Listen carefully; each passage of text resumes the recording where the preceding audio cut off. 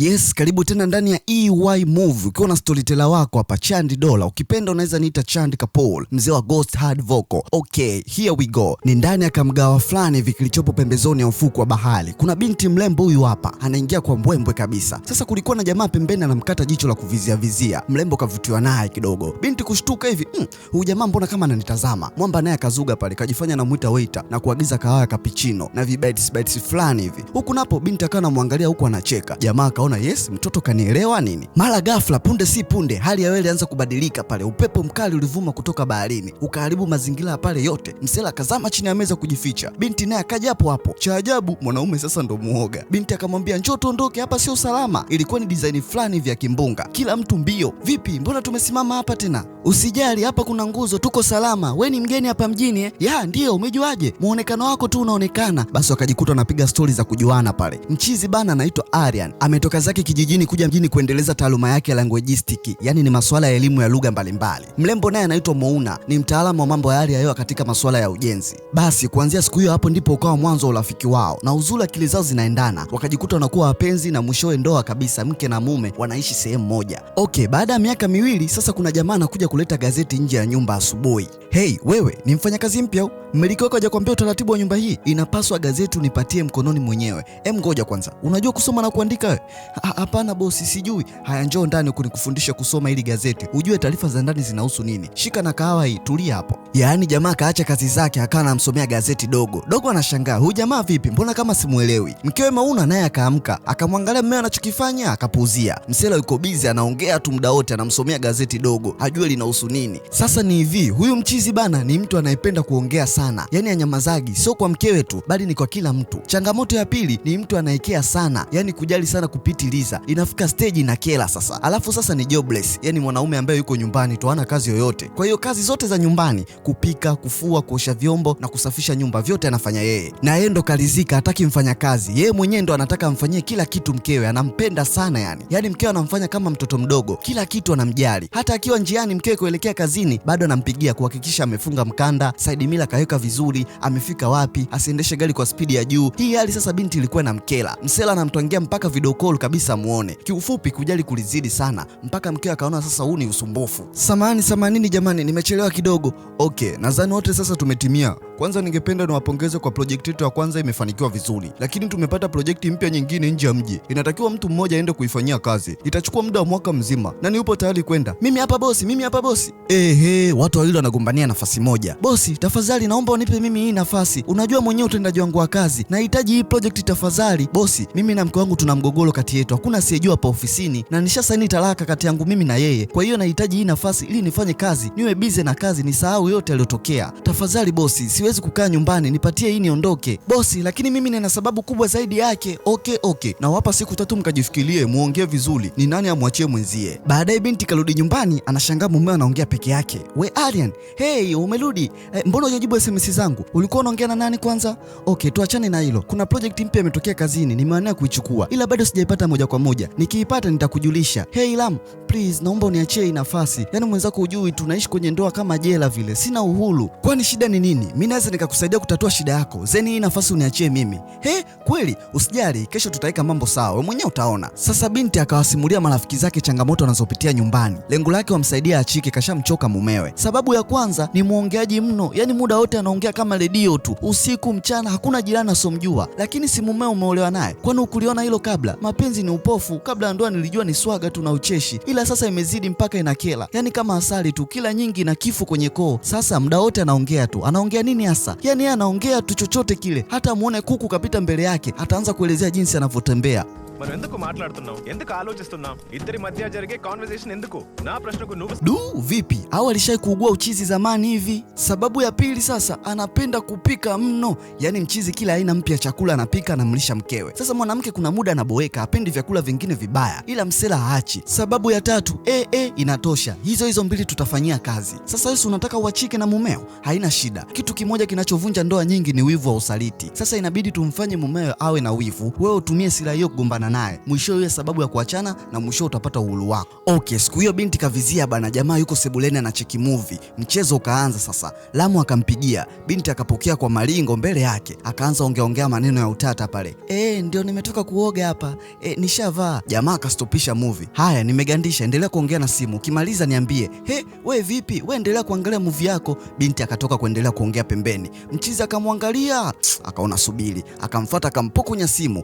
Sikia, najua unaitwa Lamu, unafanya kazi pamoja na mke wangu. Ndoa yako imekushinda, imeharibika. Sasa naona unataka uharibu ndoa ya mwenzio. Ngoja nikufundishe sasa mbinu za kumtongoza mke wa mtu. Hizi unazotumia ni za zamani sana. Kwanza kuna mbinu 23. Nitaanza kukuelezea moja moja. Tafadhali usikate simu. Jamaa sasa akaanza kuongea. Aisee, aliongea na kuongea. Zilipita dakika, masaa. Mchizi anaongea tu kuanzia saa 2 mpaka saa 6 za usiku.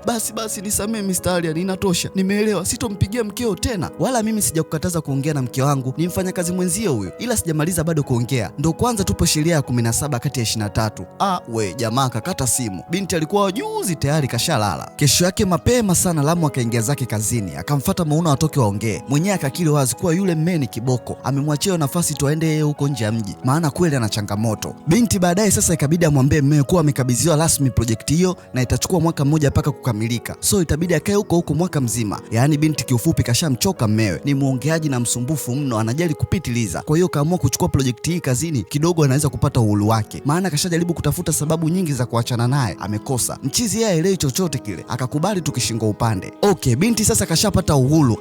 Alifurahi kinoma, ni mwendo wa kujiachia sasa. Maana aliona kama yupo kifungoni vile. Mambo ya kuulizwa unarudi saa ngapi, mara sijui umekula, sasa hayapo. Kumbe wanaume sisi kuwajali sana wanawake na boa na wala msemaji yani. Habari za asubuhi ladies and gentlemen, ayopo mkopoa kinoma noma. Karibu tena ndani ya Next Level FM 103.2. Tupo live kwa heshima, tuchambe umbea. Ni mimi hapa mtangazaji wako Lichi Mchafu. Tulia hapo usiondoke, tupate burudani kidogo, tutarudi kugawa soda. Okay, hiki kilikuwa ni kituo kidogo cha redio kinachojitafuta. Bado hakina jina sana mjini. Na hawa ndo mapresenta wake wawili wanaokiendesha. Wanahangaika kupata wadhamini. Mauna anapiga. Nimeingia jijini kwenu leo. Njooni kwenye kibanda cha kahawa hapa. Sasa binti hawa ni marafiki zake waliosoma nao tokea chuoni. Wao bado wanajitafuta. Wameanzisha kituo chao cha redio. Vipi mmeo, naendeleaje? Ndoa yako inasemaje? Please, naomba tusiongelee masuala yangu ya ndoa hapa. Kiufupi nimekuja huku kikazi. Mwaka mzima kuna project nimekuja kuishughulikia. Nahitaji ni spend time yangu ya free kuenjoy na nyinyi guys. Nataka nirudi nyumbani muda naotaka, nile ninachojisikia, nilale kwa utulivu. Kiufupi niwe huru. Kumbe hilo tu, mbona limeisha hilo? Okay, Mauna sasa ikabidi akapange apartment. Kufika tu kuna mama alikuwa anakimbizana na mmewe, wametoka nyumba inayofuata. Mauna kucheki hivi ni ofisi ya daktari fulani hivyo, mambo ya psychology, counseling na therapy. Akapuuzia akaingia zake ndani na machizo wake. Full vibe, uhuru mkubwa sasa. Mabesti zake wao walikuwa wanaishi sehemu nyingine huko. Siku inayofuata sasa karudi zake nyumbani kwake hivi. Akashtuka, mbona kama nasikia malasha na yajua. Akaita Aryan surprise. Aliishiwa power, alitamani hata kulia. Najua unashangaa kuniona hapa, si ndio? Mleta mizigo kwanza, utakuwa umechoka sana mke wangu. Nimefikiria sana utavokuwa mpweke peke yako. Nani atakufanyia kazi za nyumbani? Nani atakupikia chakula kizuri? Of course hakuna zaidi yangu mimi. So nikafunga safari kuja kuwa na wewe mke wangu mpaka project yako itapoisha. Binti alikosa raha kabisa. Muda wote jamaa anaongea kama kawaida yake. Yeye yupo kimya tu. Mbona uli chakula? Binti akaanza kula kwa hasira. Okay, kesho yake asubuhi na mapema akaelekea zake kwenye project. Karibu Mwana. Guys, huyu ni Mwana. Tutashirikiana naye ndani ya project hii. Ni binti smart sana yani. Saa vipi omo wazima? Wako poa wote. Alafu afadhali umekuja. Binti yangu leo ana party usiku. Kesho anaolewa. Na kuomba usikose kuja tafadhali. Upande wa pili kulikuwa na wafanyakazi wanapigana mabusu bana, mapenzi moto moto. Binti aliona hili. Okay, saa baadaye. Lipstick imebaki kwenye shavu hapo. Naona mapenzi moto moto mpaka kazini. Hapana, sisi sio wapenzi, ni wafanyakazi tu. Please, naomba usimwambie yote ulichokiona. Alafu Mwana, usisahau kuja na mumeo, sawa? Sawa mheshimiwa. Binti anachoka, anajua mwenye mtambo wake ule. Baadaye huyu akarudi zake nyumbani. Vipi siku yako ya kwanza kazini mke wangu? Wewe, mbona umevaa gauni langu? Nilikuja mimi kama mimi tu. Nguo zangu ziko njiani nimeagizia zinakuja. Nilizovaa nimezifua. Vipi, nikuandalie nini usiku? Sina muda, narudi tena ofisini. Nitachelewa kurudi usiku. Sinipikie, nina kikao. Na pia tafadhali naomba usitoke nje na hilo gauni. Maana nakujua akili zako wewe. Bye, baadaye. Yaani msela kuna muda unaweza sema akili zake haziko sawa hivi. Sasa mrembo kaondoka kasahau mkoba wake na simu. Jamaa anamkimbilia, binti huyo kasepa. Ikabidi atulie chini. Kidogo tu simu inaita. Kupokea hivi ni bosi wake na binti. Wewe ni mume wake na binti? Wewe ndo Alien. Usisahau kuja kwenye party. Mheshimiwa samani, siwezi kuja. Sina nguo nzuri. Wewe utajua mwenyewe unafanyaje. Ila fanya vyovyote uje na kutumia address hapo. Msela akafikiria, sasa hapa nafanyaje ese? Okay, huku upande wa pili baadaye sasa kwenye party, wale wafanyakazi wawili wamekuja nao, wamejibana chobingo wanapeana mahaba. Kuna mtu alikuwa na rekodi mwanzo mwisho. Sasa katikati ya party, saa ngapi msela asije tena akiwa amevaa gauni lile lile la mkewe pamoja na mkoba. Mrembo mambo naye kucheki hivi, la haula la kwata, anamuona mmewe. Bosi wake wala hana shida, anacheza naye tu. Baadaye jamaa akaenda sehemu za msosi, akawa anaonjaonja chakula kidogo. Yaani huyu msera ni dhahiri inaonekana kabisa kuna muda akili zake haziko sawa. Akaonjaonja mwisho akaanza akosoa apisha, hawajui kupika. Biriani halina chumvi, uloja umekuwa mwepesi sana. Meneja yenu yuko wapi? Saa mimi ndo meneja hapa. Shida nini? Angalia chakula hiki walichopikiwa kulisha watu. Wanajua kule wanachokifanya hawa? Na wewe unajua unachokifanya mpaka kuvaa nguo ya mkeo hiyo. Kama wao wanavaa pensi na mashati yetu, kwani mimi kuna ajabu gani kuvaa nguo ya mke wangu? Mzozo ulizidi kuwa mkubwa pale. Binti akaja kumchukua mmeo aondoke, maana jamaa alichokuwa anafanya ni kumvunjia heshima mkewe. Nani aliyekuelekeza hapa kwanza? Kwa nini umenidanganya? Kama ungeniambia ukweli mimi nisingekuja, ningebaki nyumbani tu. Kwanza bosi wako ndo aliniita, ila mwisho nimekuja hapa kutukana tu mbele za watu. Na wewe unaonekana hujajali wala nini, upo kawaida tu. Au unakuaibisha kwa kuwa sina kazi? Ni mimi wa nyumbani tu, hatujazaa mpaka sasa. Ndio ananizalau na wao, si ndio? Mchizi kama kawaida aliongea tokea wako shughulini, njiani, nyumbani mpaka kitandani bado anaongea tu. Yaani leo jamaa kwa mara ya kwanza kamaindi. Mkewe katulia tu akutaka kuongea. Anamjua mmeo anaweza asilale ndani humo. Baada ya jamaa kulala, binti aliamka, aliwaza sana yani. Kashamchoka jamaa na leo kamwaibisha mbele za watu. Kila mtu sasa anajua mme wake yukoje. Hakupata usingizi kabisa mpaka kuna kucha. Asubuhi akatoka zake nje anapata kahawa. Sasa upande wa pili bana, kwenye hii nyumba inayofuata daktari wa saikolojia, daktari mwenyewe ni wa kike bana. Leo kuna wanandoa wamekuja kuendelea na ushauri. Dokta, bado mimi mume wangu simuelewi kabisa. Ulitushauri mara kwanza lakini bado naona kuna vitu haviko sawa. Bado anachelewa kurudi nyumbani, chakula akirudi hali ameshiba. Kwa hiyo wewe unahisi nini hapo? Mimi nahisi shida ipo kwangu, itakuwa na mwanamke mwingine huyo. Mwanaume yupo kikaangoni hapo. Okay, mimi nipo hapa kuonyesha ukweli unaojificha kwenye mahusiano ya watu. Kuna video dokta akamtumia mwanamke kisirisiri. Mke kuitazama hivi anakuta picha za mume wake na mchepuko mwingine. Mume wangu, kumbe unanisaliti. Nini hiki? Mimi nilijua ni changamoto zetu za ndoa, kumbe una kimada nje. Mzozo ulikuwa mzito pale unaambiwa. Dokta kashamaliza kazi yake kimya. Sasa mwamba anatoka nje anakutana na Mouna. Huyu mwamba ndio yule anayetoka na mfanyakazi mwenzie. Kumbe ana mke bana na ndo kishaumana hapa. Binti anabaki kushangaa tu. Nini kinaendelea? Jamaa ndo kaachwa hivyo. Hey, kwa nini umefanya hivi? Umeamua kuharibu ndoa yangu, si ndio? Hey, mbona sielewi unachoongelea? Yaani umeamua kutupiga picha mimi na yule mwanamke mwingine na kumtumia mke wangu, si ndio? Nitakuonesha. Mrembo sasa ndo akakumbuka kule kwenye pati kipindi watu wanapeana vitu vyao. Kuna mtu alikuwa na rekodi. Akagundua itakuwa ni huyu daktari. Anajifanya anatoa ushauri kwenye mahusiano ila mwisho anawagombanisha. Baadaye ikabidi aende na yeye. Hey, samahani, nahitaji kuonana na daktari. Okay, unaitwa nani? Mouna Aryan. Hey dada, kama unampenda mmeo hata kidogo, please kwa faida yako naomba uondoke. Watu wanakujaga kwa furaha humu ila wanaondoka kwa ugomvi. Ndio maana nakuonya. Ila tafadhali usimwambie bosi wangu nilivyokuambia. Kibarua changu kitaota nyasi. Wewe usijali, niwekea appointment tu. Okay, binti sasa akaingia mpaka kwa daktari. Karibu sana, naitwa Dr. Malal. Nikusaidie nini tafadhali? Nimekuona hapa umetoka kugombanisha ndoa ya mfanyakazi mwenzangu. Samahani, hayo ni mambo ya wateja wangu wengine. Please elezea shida yako. Nasikia wewe ni mtaalamu sana kugombanisha ndoa za watu. Hey, nadhani unanichukulia vibaya. Hiyo sio kazi yangu. Kuachana kurudiana ni jukumu lao wenyewe.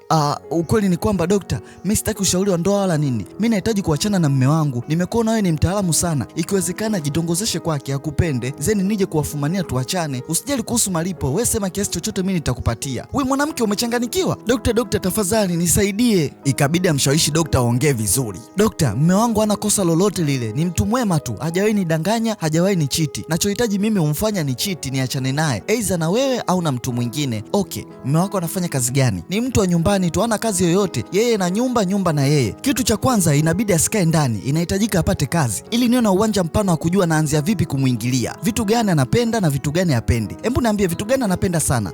Anapenda sana kupika na anapenda sana kuongea masaa 24. Inabidi sasa apate kazi ambayo inaendana na kitu anachokipenda. Binti akafikiria akaona subiri. Akamdirect mume kwa wale marafiki zake wawili wanaomiliki kituo cha redio. Lengo lake wafanye naye kazi, si mtu wa kuongea sana bana. Okay, jisikie uko huru. Karibu sana, usiogope hata kama hujawahi kuwa kwenye maiki. Najua tumbo litakuwa linanguruma hapo ila usiogope, utakuwa sawa tu. Wewe ongea kawaida tu kama unaongea na rafiki zako, sawa? Za asubuhi mabibi na mabwana, karibu tena katika kipindi chetu. Unasikiliza Next Level FM 103.2. Tupo live kwa heshima, hatuchambi umbea. Leo tuna mgeni wetu maalum, Mr. Aryan. Mambo vipi Mr. Aryan? Okay, wakaanza piga naye stories za kawaida tu hapa na pale. Mr. Aryan, unaweza elezea vitu ambavyo unavipenda na usivyovipenda wewe kwa ufupi? Sipendagi kuongea vitu kwa ufupi. Haya, tuelezee kwa marefu basi. Hapo sasa ndipo alipojichanganya. Mwamba akaanza mwaga ese za kutosha. Uzuri wa jamaa ongeagi pumba na ongeaga vitu pointi tu. Kabinti pembeni kakajikuta kametulia kanamwangalia. Mkewe naye yupo live anamsikiliza tu. Huku mada ilikuwa tamu, maongezi yamezidi kupamba moto. Mara kidogo simu ikaingia hewani. Hello, naitwa Mina Ayo. Naongea na nani kutokea wapi?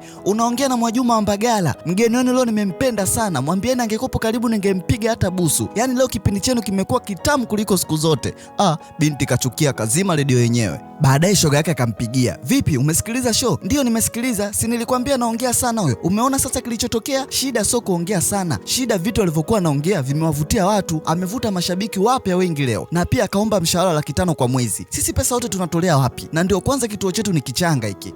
Yote hiyo okay, sawa, haina shida, mimi nitawapa, muwe mnamlipa, ila msimwambie, sawa? Okay, jamaa akawaaga pale. Kesho anakuja kuanza kazi rasmi. Leo ilikuwa kama interview tu. Jamaa alivyotoka akampigia simu mkeo wakutane wapate kahawa kidogo kama ipo free. Binti akakubali, lakini naye akamcheki Dr. Maral. Dokta, naenda kukutana na mume wangu kupata kahawa kidogo. Sasa dokta akawa kwanza kuja sehemu hiyo, akakaa karibu na alipo mchizi kimitego mitego. Msela akawa anamkodolea macho tu Maral. Mkewe naye akaja kwa mbali akamuona mume anavyomtizama dokta. Hey wewe, unashangaa nini? Oh my wife. I say nimepata kazi leo ile sehemu ulioniambia niende. Wow, ongera, nilikwambia mimi. Dokta katulia tu pembeni anausoma mchezo, anazidi kumsoma jamaa. Okay, kesho yake kama ilivyo ada, mchizi akaingia zake kazini, akaelekezwa jinsi ya kumonitor mitambo pale. Okay, tunaingia live sasa. 3, 2, 1. Habari za asubuhi wasikilizaji, jina langu naitwa Alian. Unasikiliza Next Level FM 103.2. Tuko live kwa heshima, hatuchambi umbea. Upande wa pili dokta kafungulia redio anamsikiliza. Huku kipindi kinaendelea, meseji zilitumwa za kusifia kipindi. Wenye maswali waliuliza, jamaa alikuwa anajibu. Of course mchizi alikuwa ni mcheshi sana, anajua vingi kuhusu maisha. Yaani alikuwa na uwezo wa kuteka wasikilizaji. Watu kidogo kidogo walianza kufuatilia kipindi chake. Dokta naye alijikuta na tabasamu tu kusikiliza maneno ya mwamba. Binti akiwa kazini anampigia dokta. Hey Malal, lini sasa utaenda kuanza kazi yako? Usijali, nahitaji kujua zaidi kuhusu jinsi alivyo. Nipe muda, kazi yako inaanza soon. Sawa, jitahidi uharakishe kidogo. Okay, dokta sasa akawa anamfuatilia kwa karibu sana, kusoma lifestyle yake, saikolojia yake. Siku hiyo jamaa yuko zake nyumbani, ujumbe unaingia kwenye simu yake WhatsApp. Kwenda kufungua hivi anakutana na picha ya mrembo mzuri. Kumbe ilikuwa ni dokta bana, anajaribu kutafuta njia ya udhaifu wa kumuingia jamaa. Haya, ongea, legeza sauti. Halo hani, samani, nafikiri umetuma picha yako kimakosa. Itakuwa unamtumia boyfriend wako. Amna, sijakosea. Wewe si ndio ule mtangazaji Alian? Kumbe una sauti nzuri hivi hata kwenye simu. By the way, umeionaje picha nilokutumia? Kipi ulichokipenda zaidi kwenye hiyo picha? Jamaa kaicheki vizuri hivi. Nimeipenda tatu yako. Wow, unajua kwa nini nimeipenda tatu yako? Tatu yako inafanana na michoro fulani hivi ya kale huko Misri. Yaani hapa tayari wameshalikoroga. Msela sasa anaanza kutoa darasa la tatu zilipoanzia. Mbona walijuta kumpigia? Mchizi aliongea na kuongea masaa mawili, muda wote wanazungumzia tatu tu. Mwisho alichoka hoi. Kesho yake asubuhi dokta akaona sio kweli, akamuita Mauna. Hey, niambie ukweli, mume wako ni upinde, si ndio? Hapana, sio. Yaani ni mgumu kuliko hata nilivyozania. Hajawahi kuwa na demu labda kabla yako? Sijawahi kusikia mimi, hata kwa kusingiziwa. I say nahitaji kujua kila kitu, na maanisha kila kitu kuhusu mmeo. Ni vitu gani anapenda? Rangi, michezo, filamu, chakula, mavazi, muziki, kila kitu. Binti akakubali, haina shida, akaanza muelezea kila kitu anachokipenda. Sasa dokta akabadilisha muonekano wa nyumba yake kulingana na vitu anavyovipenda jamaa. Alafu makusudi akatoa vyombo vya zamani nje. Msela anarudi kutoka sokoni hivi, anakuta jirani anatoa vitu anavyovipenda nje. Kumbe ulikuwa ni mtego tu. Hello samani, naomba kuuliza, mbona mnatoa hivi vitu nje? Hivi vitu ni vya zamani, hatuvihitaji, aliviacha bibi. Sasa vinajaza nafasi tu ndani. Jamaa akaangalia, ndo vitu vyake hivi. Hivi mnajua samani hivi vitu? Sasa akitaka kuelekea kwenye kuongea sana, dokta anamkatisha. Kumbuka huyu ni dokta wa saikolojia, so anajua jinsi ya kudili na hawa watu. Japo kapewa kazi nyingine ya kufanya jamaa mpende ili mkeo amuache. Mwishowe Msela akaamua kuchukua vile vitu, akamkaribisha Malali mpaka ndani kwake. Akaomba muandalie na kahawa kidogo. Huku mdogo anakula zao story. Jamaa akamaliza kutengeneza kahawa, mrembo hayupo, kashaondoka. Akaona sio kweli, akaamua kumfuata nyumbani kwake na kahawa. Kumbuka hawa ni majirani, wanakaa nyumba zinazofuatana. Kuingia ndani anaita kimya. Mara anasikia kama mtu analia, akaamua kumfuata paka chumbani. Madam, vipi, mbona unalia? Kuna kitu kibaya nimeongea? Hapana, kuna vitu nimekumbuka vimenifanya nilie, samahani. Yote haya ni maigizo ya kumuingiza jamaa taratibu. Msela kuangalia hivi, kumbuka kategeshewa vitu anavyovipenda nyumba nzima. Yaani mfano uwe shabiki wa Arsenal. Hapana, I'm sorry. Uwe shabiki wa Man City, alafu uende kwenye geto la demo, ukute picha za Man City kila sehemu. Lazima tukinamna fulani utamuona huyu tunaendana. Ndio alichofanywa mwamba wetu hapa. Kakuta vitabu vya misemo na mashairi anayoyapenda. Kiuchokozi, maana binti aanze kuimba, yani anagusa mule jamaa anapopapenda. Stori zilinoga unaambiwa. Binti akamwambia, nasikia unaga marafiki. Je, naweza kuwa rafiki yako? Utaniweza kweli? Wengi wananikimbiaga, wanasema naongea sana na kela. Tumeshakata lisali 1:30 sasa, ila sijakuona unaongea sana mbele yangu. Wewe hujashtuka? Huoni kama tunaendana? Jamaa anaga noma, akakubali na haji wakapeana unaambiwa. Mrembo anajisemea moyoni, yes dadeki kashaisha huyo. Okay, Msela aliendelea na kazi yake. Kazini ni kawaida kuongea sana, si unajua watu wa redio tena. Hey Arian, njoo nikupe lifti. Hapana, natembea tu, usijali. Kidogo tu Malali huyo hapa. Bana, kakataa lifti ya washikaji zake, kakubali ya dokta. Sasa hivi washakuwa marafiki unaambiwa. Wako njiani, mvua inanyesha. mara mrembo Malale atoke nje enjoy mvua. Msela anakuja namchukua namrudisha ndani ya gari. Binti anamkata macho kiuchokozi tu. Ila jamani, kulu haka, tusemeni ukweli jamani, dokta naye ni mrembo si haba. Rangi ya dukani sio ya mtumba. Hayo macho sasa kama yamecholwa vile. Sasa hapa kwa Malale mwamba akawa ametulia. Mrembo anajua kumcontrol sababu hatumii nguvu nyingi, bali anacheza na saikolojia yake tu. Sasa bana, mke akawa anaona dokta kashaanza kazi yake. Muda mwingi mmeo yuko na mrembo Malale. Kumbuka yeye kamlipa pesa Malale amshawishi jamaa fall in love kwake ili yeye apate sababu ya kumwacha wapeane talaka. Ila kwa mbali yale mazoea alivyozidi anavyoona kama inamuuma hivi, alafu kizingatia jamaa kaanza kubadilika kidogo. Gentleman unaongezeka. Binti anaona sasa hii too much. Ila haina budi asubiri kazi imalizike. Mawazo sasa akaanza kuwa mengi anavyoona mmewe time nyingi anatumia sana akiwa na Malale. Siku hiyo akaona subiri kwanza. Hey dokta, naona siku hizi tayari mshaanza gandana sana. Vipi? Hujapenda mimi kuzoeana naye sana nipunguze? Hapana, endelea tu. Ila jaribu njia nyingine. Sikia, hii njia ninayotumia ndio njia nzuri. Hatuwezi ishia kati. Wewe subiri tufike mpaka mwisho. Jambo lako litatimia. Msela sasa kabadilika. Sio mtu wa kushinda nyumbani. Yuko busy na kazi na watu wametokea kumpenda kweli. Ni mshauri mzuri pia wa maisha. Mrembo Malale akosi kusikiliza vipindi vyake. Sasa maneno mengine aliyokuwa anaongea yalikuwa yanamgusa sana mkewe. Kuna muda kama anataka kugive up hivi na mpango wake. Habari za asubuhi wasikilizaji. Unasikiliza Next Level FM 103.2. Tupo live kwa heshima, hatuchambi umbea. Naona kuna simu inaingia hapa. Hello, karibu. Hello, naongea na Uncle Alien. Jina lako nani mtoto? Naitwa Madav, nasoma shule ya msingi Mapambano. Okay, unataka tukuwekee nyimbo gani iende kwa watu wako wapendwa? Sitaki nyimbo, nina malalamiko kuhusu wazazi wangu. Okay, niambie. Wewe silichi mchafu. Mimi nataka kuongea na Uncle Alien, wewe huwezi kunielewa. Yani anapendwa Alien tu studio nzima mpaka na watoto wadogo. Okay, Uncle Alien hapa nakusikiliza mtoto mzuri. Dogo akaanza mwaga hisia zake pale kuhusu wazazi wake, wanampunja pesa akacholi na mengine kibao. Baadaye akiwa na Malale akiwa zao mtaani, akamuonesha impact alizoleta kwenye jamii. Baadhi ya vitu alivyoongelea na watu kufanyia kazi. Kwa hiyo yeye sasa hivi ni mtu muhimu sana, anayesaidia kurekebisha jamii na kufikisha changamoto za jamii kwa serikali ya juu. Siku hiyo Mouna akaamua kumfuata Malale kipindi uko zake anakula good time na Alien. Alimtumia ishara tu akamvuta chemba kwa siri. Hey Mouna, unafanya nini hapa? Mmeo akituona je? Wewe ndo nikuulize unafanya nini hapa na mme wangu katika sehemu yetu tunayoipenda? Kiukweli mimi nimechoka kila siku kuwatazama mkiwa pamoja. Ni lini utakuwa mwisho wa hili jambo? Sidhani kama tuliweka deadline ya hili jambo. Jambo hili linaweza kuchukua muda mrefu kuliko tulivyozania. Kinachohitajika ni kuniamini. So please nenda nyumbani kabla tujashtukiwa na mumeo hapa. Sawa, binti akaondoka. Baadaye Msela akarudi nyumbani kwa kuchelewa, anakuta mkewe kalala. Taratibu kutaka kumsumbua kaelekea zake chumbani. Yaani siku hizi jamaa kabadilika kidogo. Sio muongeaji sana kama zamani. Mbona umechelewa leo?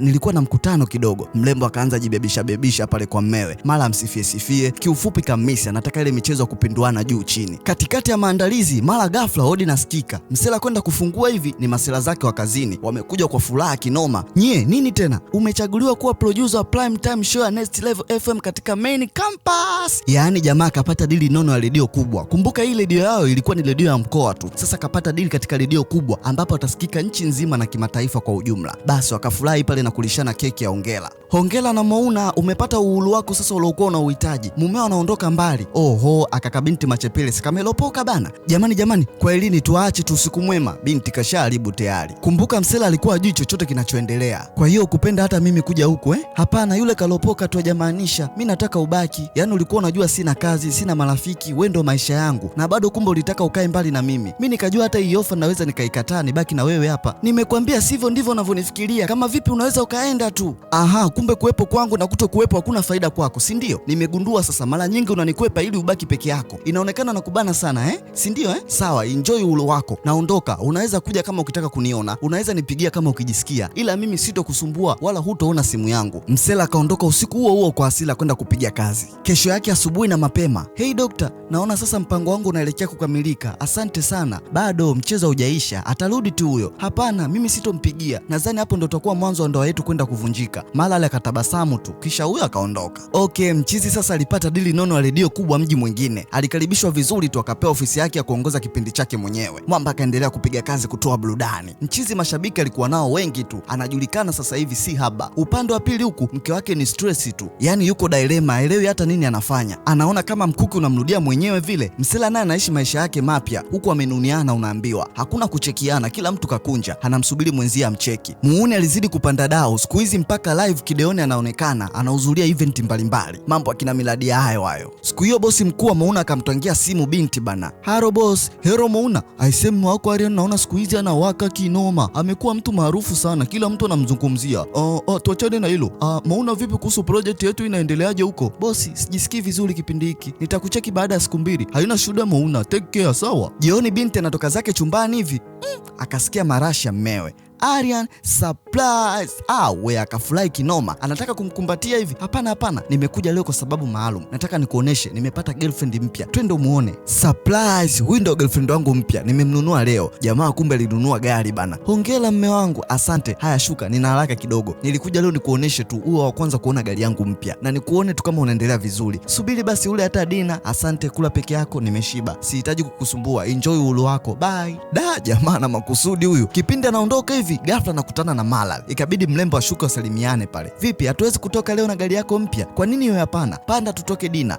Bana, uwezi amini, jamaa kamkataa mke wake kule, kamchukua Dr. Malal. Kibaya zaidi, Mauna alishuhudia kwa macho yake mawili. Asikwambie mtu, hii kitu binti ilimuuma mno. Tayari binti anaanza kumkumbuka mumewe wa zamani, yule mume jobless, muongeaji muda wote. Kiufupi binti alishammisi mumewe, na hiki alichokuwa nakifanya matokeo yake kinamuumiza mwenyewe. Upande wa pili mchizibote anakula good time na mrembo Malal. Baada ya auti, jamaa akamrudisha Malal nyumbani. Okay, unaweza ukashikia hapa tu, na ufia Mauna asije kutuona akatuchukulia vibaya. Kipindi hiko kumbe binti alishakuja mbele yao, hawajui dadeki, alafu anashuhudia live hivyo na kumbatiana kwa bashasha. Malal huyo akashuka zake. Binti akaona sio kweli, akamtokea kwa mbele. Sikufikiria kama ingefika stage hii, nimefanya makosa Malal kuja kwako, na muhitaji mume wangu. Nini? Aryan amebadilika sasa hivi, nashukuru sana kwa hilo. Anafanya kazi, sio mwongeaji sana kama zamani, yani amebadilika kila kitu. Sitaki kumwacha tena, bado nampenda mume wangu. Aryan mbona hajabadilika chochote? Wewe ndio ulobadilika. Sawa, nakubali, lakini kuanzia sasa sitaki ukutane naye tena wala kuongea naye. Mchezo uishi hapa. Na muhitaji mume wangu arudi kwangu. Kuna kitu kimebadilika kwangu Mauna, huwezi elewa, sio rahisi hivyo. Ukweli ni kwamba nimefall in love kwa mumeo. Unaongea upuuzi gani wewe? Mimi sio mpuuzi, wewe ndo mpuuzi. Mimi mwenyewe binadamu pia nina hisia. Unafikiri siwezi kupenda? Hivi unajua kuwa Aryan ni mume wangu wa ndoa? Hicho unachozungumza unajielewa kweli wewe? Ni upumbavu naongea. Sawa, twende mahakamani unishtaki na uambie kuwa ulinilipa ili nimtongoze mumeo anipende. Okay, mahakamani basi ni mbali, twende tukazungumze mbele ya mmeo. Twende sasa. Kwa hiyo unanitishia? Sawa, nenda mahakamani, nenda kwa Aryan, kaongea ukweli wote, siogopi kitu. Ila jua ukimwambia Aryan ukweli, najitoa maisha mbele yako. Kweli sisi wanawake vigeugeu. Wewe jua tu shimo nililolichimba nimeingia mwenyewe. Kwani sivyo ndivyo ulivyotaka au? Talakiana na mmeo, mimi ndo nishampenda kweli hivyo. Sahau hicho kitu katika maisha yako, na muhitaji mume wangu arudi kwangu, sitaki tena nikuone naye. Unaona hii cheni niloivaa ni kama ahadi niliojiwekea maishani, kuwa hakuna mwanaume mzuri duniani, wote ni sawa tu, wanaume wote ni mbwa, ila leo naivua mbele yako. Hii inamaanisha nini? Inaonekana huyu Malal alishawahi kuumizwaga, ana siri nzito moyoni. Usijali, tutafahamu huko mbele. Oya we mwanamke, toka humo ndani kudadeki, unajificha sio? Mwana anakuja mbio. Vipi, kuna nini tena hapa? Atoki tumfanye supu hapa, shenzi kabisa. Jamani, nini, mbona vurugu tena? Oya we mwanamke, nani unaingilia? We kama nani? Mimi mwenyewe nina ugomvi na huyo mnayemtaka. Nyinyi nini shida yenu? Yaani hawa jamaa ndio wale wanaume walioachika na wake zao sababu ya huyu dokta. Anajifanya anasuluhisha matatizo ya ndoa, kumbe anachochea zaidi. Sasa leo wanaume wameandamana wakamshtaki. Okay, tulieni jamani, huyu ni mfanyakazi wake tu, mwenyewe hayupo. Subirini, mimi nina wazo. Akatoka pembeni kupiga simu. Hey Lam, kuna kitu nahitaji unisaidie. Unamfahamu Dr. Malal? Hilo jina mbona kama sio geni? Nimekumbuka, huyo mwanamke ndio chanzo cha mimi kutalakiana na mke wangu. Umemjuaje aisee? Kumbe na wewe umo. Aisee, hauko peke yako. Sasa sikia, kuna jambo nataka ulifanye. Sasa bana, mchezo uliopangwa ni kwamba walipiga simu katika kituo anachofanya kazi Aryan na kutoa malalamiko ya kesi ya dokta. Kwa hiyo Aryan akatuma kwenda kufanya mazungumzo na huyo dokta live. Sasa kumbuka, Aryan ajua anaenda kufanya interview na nani. Yeye kazi yake ni kusikiliza kero za jamii na kusaidia kutatua changamoto zao. Hello mabibi na mabwana, niko live leo kwenda kukutana na mtu ambaye anasadikika kuvunja ndoa za wanaume wengi. Leo tunaenda kujua kinaga ubaga juu ya mwanamke huyo. Usiondoke ndani Next Level FM, tuko live, hatuchambe umbea. Wakagonga hodi kufungua hivi. Aryan ndo anashtuka sasa, kumbe ni Malal bana, yuko live sasa, inabidi endelee tu, hawezi kukatisha kipindi. Malal alikuwa na shida, akawakaribisha vizuri tu. Madam, tumepokea malalamiko juu yako kuhusu kuvunja ndoa za watu wanapokuja kuchukua ushauri wa kindoa kwako. Je, tuhuma hizi ni za kweli? Hapana, mimi huaga naonesha uhalisia tu wanaume ndani ya ndoa zao. Mambo ya kuachana wanaamua wenyewe. Wanaume wengi huwa wanatuchukulia wanawake ndani ya ndoa kama ni midoli kwao. Baba yangu alitokaga na rafiki wa mama yangu kipindi nimezaliwa tu. Mwalimu wangu alinitongozaga, nilipomkatalia kwa muda mrefu alitaka kujaribu kunibaka. Besti yangu wa karibu sana nishawahi kumfumania akinichezea mwilini kipindi ambapo mimi nimelala. Haitoshi, profesa wangu alitaka nilale naye ili aweze kupitisha projekti yangu chuoni. Okay, nilikuja kupendana na mwanaume mmoja hivi, tulikaa kwenye mahusiano miaka 5 tukaoana. Kipindi cha honeymoon tu nikamfumania na mwanamke mwingine, tena alishazaa naye muda tu. Hivi unafikiri haya yote niliyopitia, unategemea nitakuwa na mtazamo gani kwa nyinyi wanaume? Ndio maana nikajiapiza, wanaume wote duniani mnafanana, hakuna mwanaume mwema hata mmoja. Nyie wema, nyie sio wema hata kidogo. Huo binadamu mnauzungumzia nyinyi hamuna. Na ndio maana nikachukua jukumu la kutumia elimu yangu ya saikolojia kufichua uhalisia wenu wanaume katika mahusiano na ndoa pia. Waitwa hao wanaume wote wanaonishtaki, je, ni upi mmoja wao aseme ambaye namsingizia hajawahi kumsaliti mwanamke wake? Lakini licha ya yote hayo, kuna mwanaume mmoja amekuja kuniprove wrong kuwa sio wanaume wote duniani ni wabaya. Wapo ambao ni tofauti. Haijalishi wanawake tunapitia magumu gani, lakini wapo ambao ni tofauti kabisa na wengine. Je, unataka kumjua wewe mwanaume ni nani? Huyo mwanaume ni wewe Aryan. Nimefall in love kwako na kupenda sana Aryan. Kumbuka wako live hapo, watu wote wanasikia kupitia redio. Msela kuongea neno hata moja, huyo akaondoka zake. Alikuwa hajui chochote maskini kuwa Dr. Malal ka fall in love kwake. Akiwa katulia zake, mkeo alikuja bana kwa furaha. Hey kipenzi, haya sasa nimekufuata. Project yangu nimemwachia Alamu amalizie. Nataka niwe na wewe muda wote, mahali popote, sitaki kukuacha tena mme wangu. Okay, sawa. Mbona umepoa, huna furaha kabisa? Amna, ngoja nikuandalie kahawa. Binti akaamua kumfuata mmeo kwa upole, machozi yanamlenga. Ni kwa sababu ya Malal ndio maana uko hivi, si ndio? Nini? Kwa nini unasema hivyo? Basi achana nalo. Hapana, niambie, kuna kitu unakijua? Kwa upole binti akakiri, ni mimi ndio nilomtuma yeye aje kwako umpende. Msela sasa ndo anashtukia ukweli kinachoendelea. Akamuuliza, kwa nini? Nikupime tu imani. Niangalia usoni hapo unieleze, kwa nini? Usiniongopee kabisa. Au ulitaka nipendane naye ili utumie hiyo sababu ya mimi na wewe kutalakiana, si ndio? Ndio, ndo hivyo ilivyo. Nilitaka iwe hivyo. Nilikuwa sijui jinsi gani kukuendo wewe. Nilijaribu njia nyingi za kuachana na wewe. Sasa kama ulikuwa unitaki, si ungenitilia sumu tu nife? Hapana, usiseme hivyo. Kumbe nilikuwa mpumbavu siku zote kufikiria kwamba nimepata mwanamke ambaye amenipenda jinsi nilivyo. Unajua nini? Sijawahi kumpenda Malal. Nilikuwa na mheshimu. Yote haya sababu unajua mimi ni mume wa mtu. Ila kumbe yote ilikuwa ni michezo, si ndio? Hapana, nimekosea. Nakupenda sana mume wangu. Tuachane na haya yote, tuanze upya. Tuanze upya? Wewe mwanamke unaongea nini wewe? Yaani umevunja moyo wangu alafu kirahisi tu unasema tuanze upya. Hivi ulikuwa unanichukuliaje siku zote? Mimi Taila, sikufichi umeuvunja moyo wangu Mauna. Aisea, sikwambie mtu, inauma kinoma yani. Binti alibaki kulia, tukasharibu ndoa yake kwa mikono yake mwenyewe. Anajuta mambo aliyofanya. Uaminifu ushakuwa zilo. Mkuke alouchonga umemchoma mwenyewe. Upande wa pili huku, Malal naye ni machozi tu. Alikuwa anacheza mchezo wa kumtega Aryan azame kwake, mwishowe kajikuta yeye ndo kazama kwa Aryan. Kibaya zaidi, Aryan ni mume wa mtu sasa. Asubuhi jamaa kaamka zake anakuta mkewe kalala pale pale chini. Hakutaka story, huyo akaondoka zake kazini. Kamwacha binti kajikunyata tu pale maskini. Msela kaingia zake kazini, hana story na mtu, moja kwa moja mpaka ofisini kwake. Hapo moyoni ana machungu kinoma yani. Tunaelewa wenyewe wanaume hapa ise. Mwamba akaingia on air. Za asubuhi mabibi na mabwana, karibuni tena ndani ya Next Level FM 103.2. Tupo live, hatuchambe umbea. Ni mimi tena kijana wenu Upendo RJ Aryan. Leo ndo itakuwa show yangu ya mwisho na acha kazi kwa sababu zangu binafsi. Kabla sijaondoka, leo ningependa niwape assignment moja kutokana na hii scenario. Kuna mwanamke mmoja alikuwa hajui ni jinsi gani kumwendo mmewe namna alivyo. Kwa hiyo akaamua kumtuma mwanamke mwingine amtongoze mmewe na kufanya mmewe fall in love kwake kwa huyo mwanamke. Na baada ya hapo, mkewe atumie hicho kigezo kama sababu ya kutalakiana na mmewe. Baadaye mwanaume huyu akaja kutambua ukweli wote uliojificha. Je, ni nini atafanya? Option A, amsamee mkewe arudi kwake waendelee na ndoa. Option B, ampe talaka waachane kama alivyokusudia. Mna dakika 10 tu mpige kula kati ya jibu A au B. Watu haraka kila sehemu wakaanza piga kula pale. Msisahau hili, kula yako ndio itaamua maamuzi ya mume. Kula ziliendelea kupigwa pale kila kona, makazini, maofisini, njiani, vioni, watu wako live. Okay, muda umeisha, nafunga sanduku la kula. Kuja kutizama hivi, option B ndio yenye kula nyingi zaidi. Yaani watu wamechagua mme atoe talaka kwa mkewe. Asanteni sana, nashukuru sana kwa kushiriki kula hizi. Kula nyingi zimeenda kwa mme kutoa talaka. Kwa hiyo wengi wapewe. Na msichokijua, mimi ndio huyo mume sasa. Naheshimu maamuzi yenu, naenda kutoa talaka kwa mke wangu. Samanini kama nitakuwa nimewakosea sehemu kwa namna moja au nyingine, mimi ni mwanadamu pia. Nawapenda sana mashabiki zangu. Kwa mara ya mwisho, naitwa RJ Aryan. unasikiliza Next Level FM 103.2, hatuchambi umbea, ila leo nimechamba mimi. Asanteni.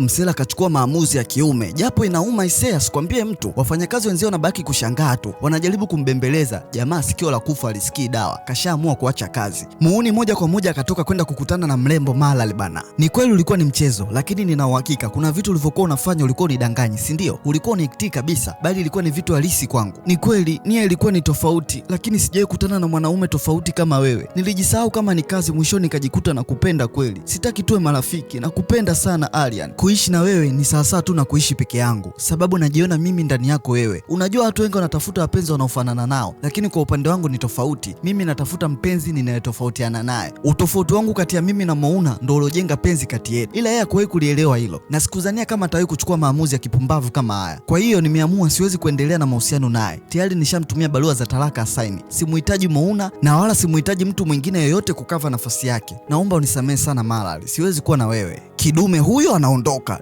Mimi nikajua ataichukua Imanzi bana. Sasa kumbe Mouna alikuwa anafuatilia bana, alikuwa akajificha sehemu. Malal huku kisukari kimepanda, akakataliwa live bila chenga. Mouna akamfuata mlembo bana.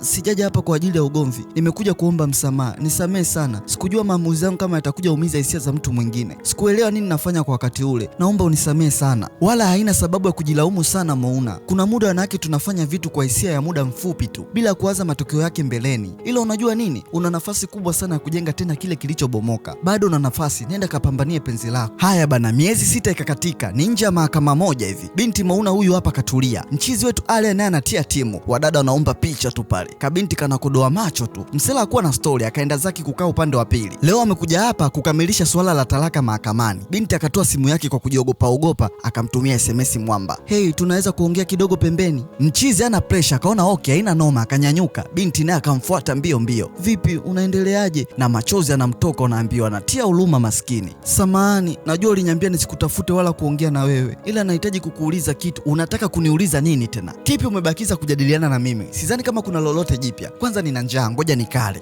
Maneno ya Mwamba ndio anamkata maini kabisa. Binti sura imepauka, macho mekundu, kanalia tu muda wote. Akaona sio kweli, akamfuata huko hotelini. Akafika akakaa. Msela kimya, yuko zake busy na simu, sura ya userious. Aryan, tafadhali ongea na mimi basi. Hivyo unajua ni jinsi gani nilivyokumisi. Nimebaki kusoma tu vitabu vyako ulivyokuwa unavipenda, kucheza michezo uliokuwa unaipenda, na vitu vyote kuhusu wewe. Tafadhali, hii hukumu ulionipa inatosha. Sasa hivi sijisikii huru kabisa kuwa peke yangu bila uwepo wako. Najua uniamini Aryan, nakubali nimefanya kosa ambalo hakuna mke yoyote duniani anaweza kulifanya. Nafahamu ni kiasi gani nimekuumiza. Nisamehe mimi. Nakuhitaji mume wangu. Nakuhitaji Aryan wangu. Nakuhitaji Aryan. I say, hii kweli binti anamaanisha. Kweli kajutia. Pika unachotaka, ongea unavyotaka, nitakusikiliza. Naahidi mimi, naahidi. Binti mpaka anapiga magoti chini, unaambiwa. Yote anaomba msamaha tu kwa mumewe. Jamaa akainama chini akamwangalia, akamwambia, mimi nitaendelea kuwa mimi na wewe utaendelea kuwa wewe. Niahidi hutokuja kunikimbia tena. Niahidi hutokuja kuniacha tena, sababu hakuna mimi bila wewe na hakuna wewe bila mimi. Naahidi Aryan. Bas, kuna nini tena hapo? Mwamba akachukua jiko lake mbele, na huo ndo ukawa mwisho mtamu kabisa wa filamu inayoitwa Hey Sinamika.